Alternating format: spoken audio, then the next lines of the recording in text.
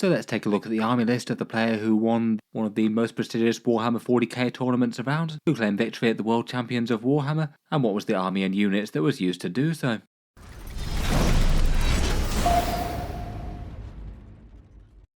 Hello and welcome back to Auspex Tactics, where today we're talking about the World Championships of Warhammer, and taking a look at the winner and the highest placings in the event, which saw a pretty unexpected army take the top spot.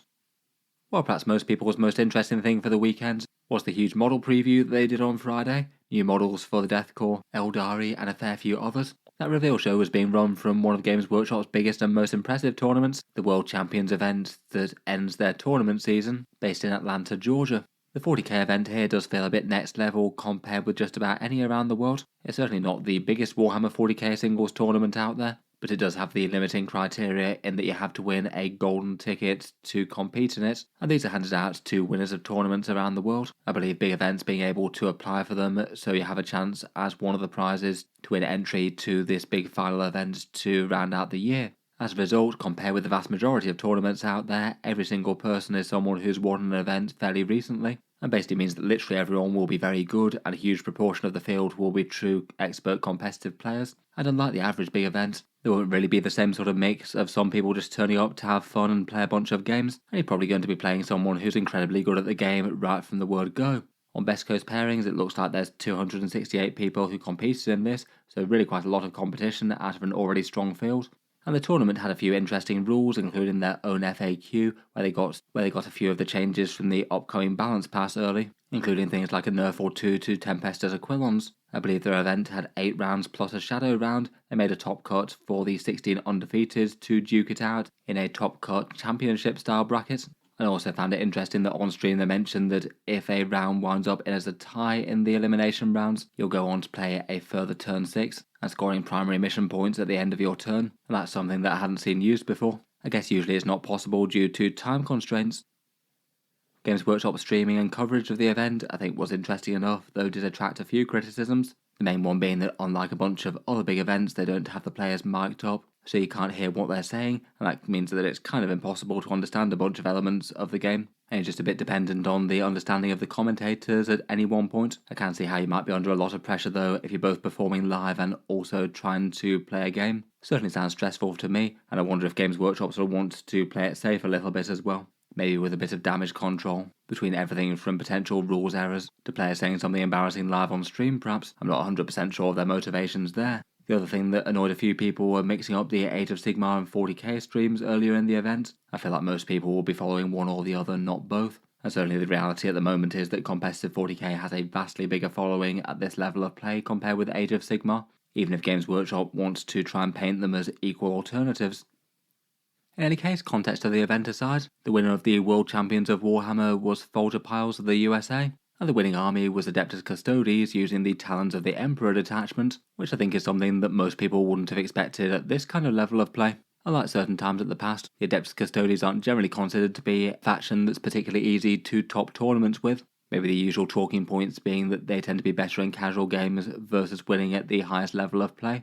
I feel like the stats so far for the last couple of months since the last balance update do bear that out. Win rates are around about 48% for the faction, and just the one big tournament win, which was by the very same guy presumably to get the golden tickets to enter this, so it kind of goes without saying that it's a massive testimony to player skill more so than any one army. And it seems that he chose to continue with the Talons of the Emperor list. That's what won the first time around, despite the vast majority of people playing Shield Host as a more competitive level Custodes army. For the faction strengths, they're kind of renowned for their big wound characteristics, high toughness, 2+ saves with 4+ invulnerable saves, and then basically having melee profiles that can't really be ignored no matter what you throw them at. Lethal hit Guardian Spears are rather nasty, and enough of them should blend just about any enemy unit given time.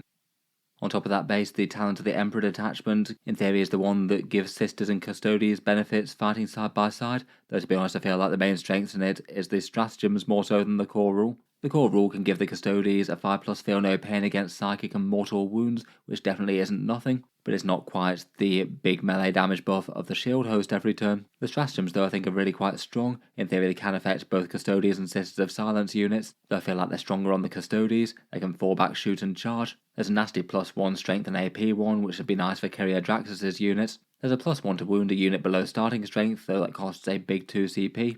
Probably the most powerful, which is a reactive move, which allows you to move 6 inches when the opponent finishes within 9, and that's kind of massive on models that are so powerful. And there's also ones to boost the detachment Feel No Pain and protect Sister's unit from shooting.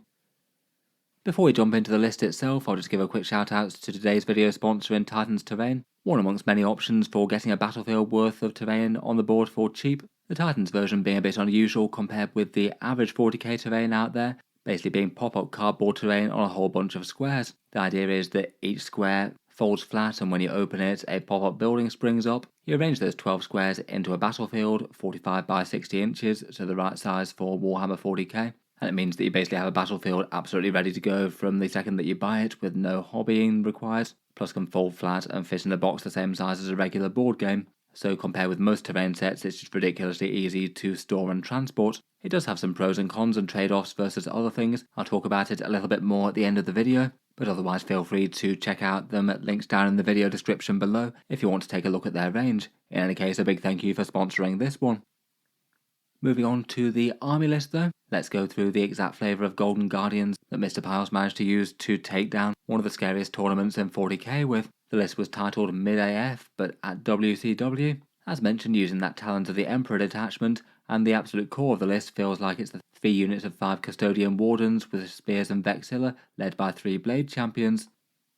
These ones seem to be a staple in just about every Custodes army at the moment. They are perhaps one of the most obvious choices. Custodes generally have to take a fair bit of damage, and the Wardens are the tankiest Custodes that you can get. They're still very capable of putting the smack down in melee. They've got all the scary stat lines you'd expect of Custodes. They get 3 objective control each, due to basically getting the Vexilla in the squad for free that you don't have to give up your Guardian Spear for. And then on top of all of the Guardian Spear shooting in melee, they get -1 to wound if led by a character, which they will be. And then their massive 4+ Feel No Pain turn, triggered once per battle at the start of any phase, and basically means that no unit's going to be particularly efficient for killing them for that phase, so you ideally use it when they're about to take a massive amount of damage, and then hopefully if they survive they can charge something else and destroy it.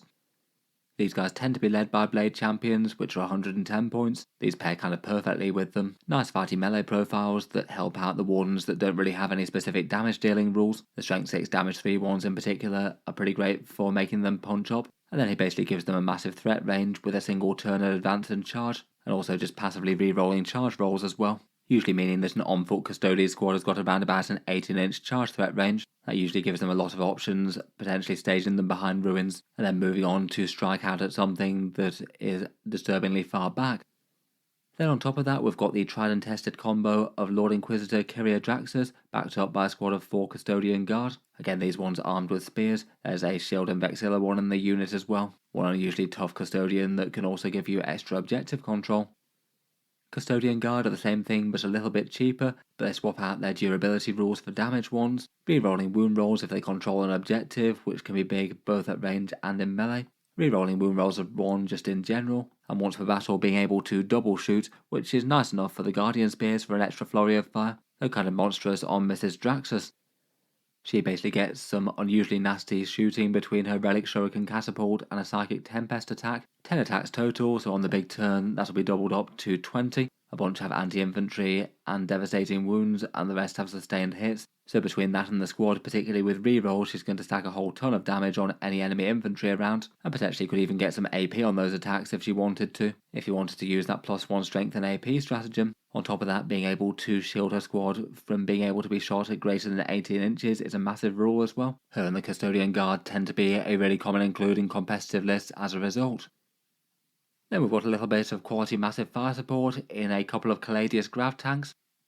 These things are simple and effective long-range anti-tank firepower. 215 points, so really quite pricey tanks, but 14 wounds at toughness 11 and a 2+ save mean that they'll need some dedicated firepower to take down. And then they attack with 4 shots at strength 12, AP 3 and damage d6+2, all hitting on a 2+ and twin linked, so you've got a very good chance of landing 4 wound rolls. They've got at least a pretty good chance to one-shot most normal battle tanks.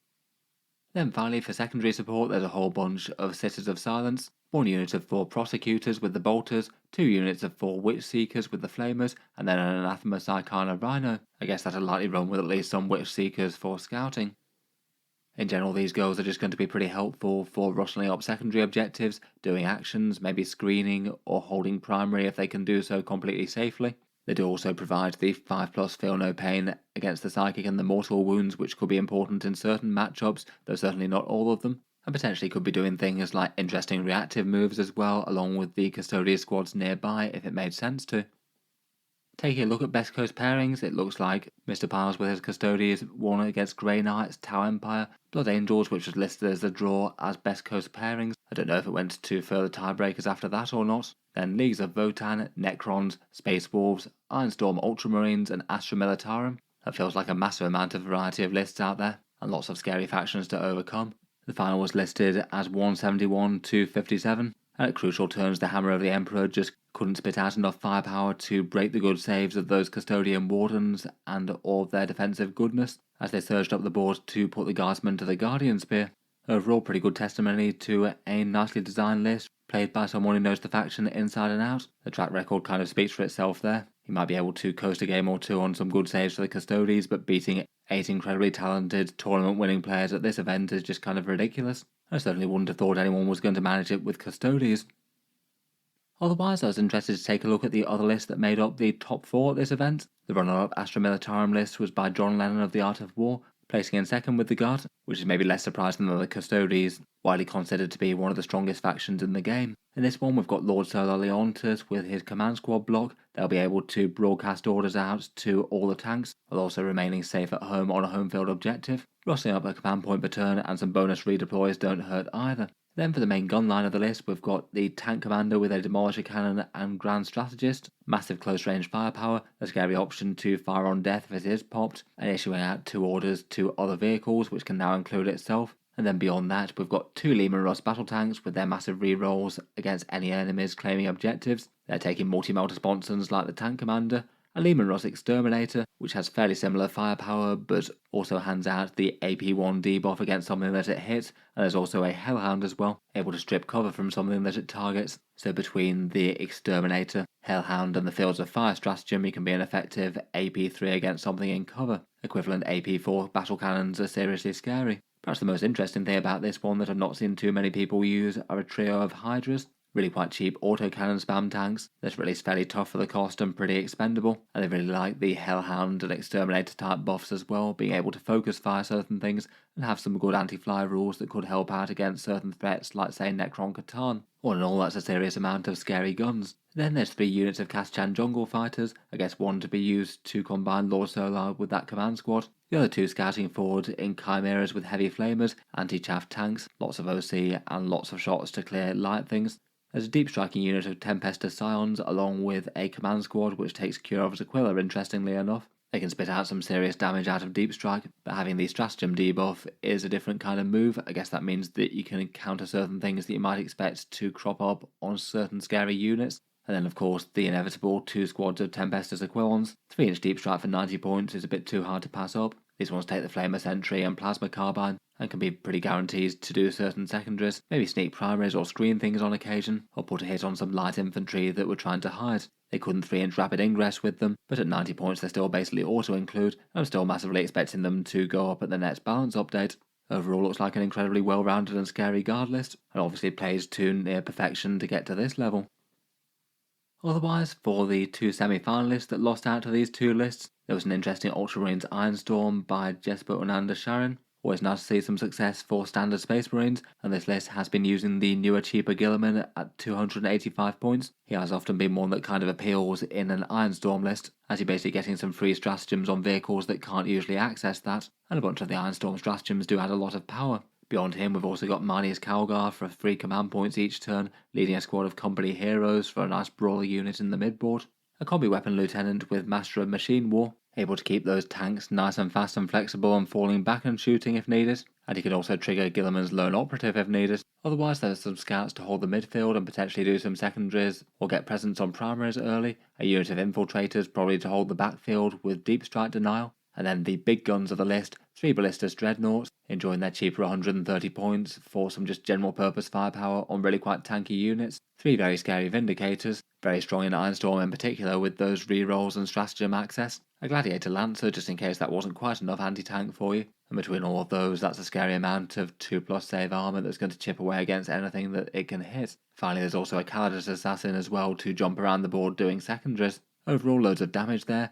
Definitely still feels like a list that you'd have to play really smart with at this kind of level. There's not really a whole load of units to run around doing objectives or to catch things that are hiding out of line of sight. It definitely feels like a tricky one for the opponent to try and approach, given some really scary melee things, but backed up by a pretty ridiculous amount of firepower. Finally, we've also got another Astra Militarum list, this one by John Winter Russell. Again, another really strong showing for the Imperial Guard. And while there are a few things that are kind of similar, quite a lot's different in this one. There's Lord Solar and his command block, a tank commander and 2 units of Aquilons, but beyond that, most else is really quite differently. It looks like the Tempestus command squads in this are heading up Scion squads, that 2 of them are jumping around in Tauroxes. They can put out some fairly fearsome damage with their reroll buff. In place of Kaschans, there's some Kazakin scouting up, I guess, in that Chimera, unless the 3rd Scion command squad's also going there too.